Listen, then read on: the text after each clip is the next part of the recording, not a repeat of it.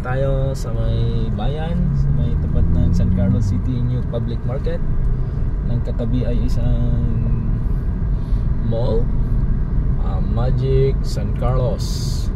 Mansanting niya may untan may sinali may walad abong wala ando kay dugay to ni ate wala rosas ton kinini mansanting ato santing dyan San Carlos pasyal kila wala ka naman yung mansanting ay ba kin man dilaw may siya balad dilaw galing Ilocos diyan kin man Fort Ilocanja. X-ray hindi pala X-ray. Tayo, anong studio ba ito sa may yan po, makikita nyo po ang kabuuan ng San Carlos.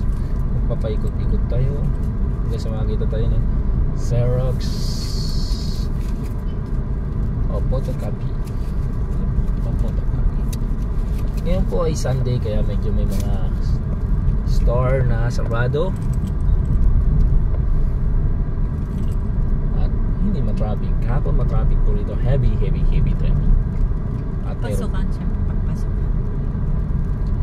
Meron po yung klase sila pala pag Saturday kasi sa umaga lang daw po ang klase. Di ba alam niyo naman sa mga probinsya umaga at hapon, pero dahil nasa sobrang init may pang umaga, hindi sila nagsuspend ng klase pero puro umaga lang dahil malalawak naman ang mga eskwelahan dito. Kaya yan, nandito na po tayo sa dating Magic Department Store supermarket yan, no? Pero close na siya. Dapat dun sa school maraming mga Xerox ay mga sarado siguro yun, ano?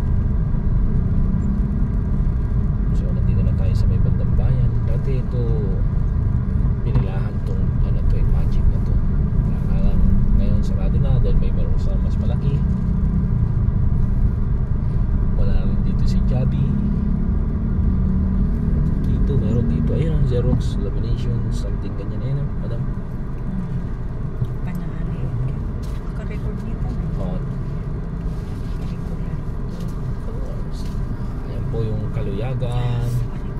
Rural ba? Sikat ang luta yan panani walay kikit. So nandito na po tayo sa bayan dahil dyan ay atras lang muna natin baka sumama ang loob ng guard ng Palawan dahil nakatingin sa atin.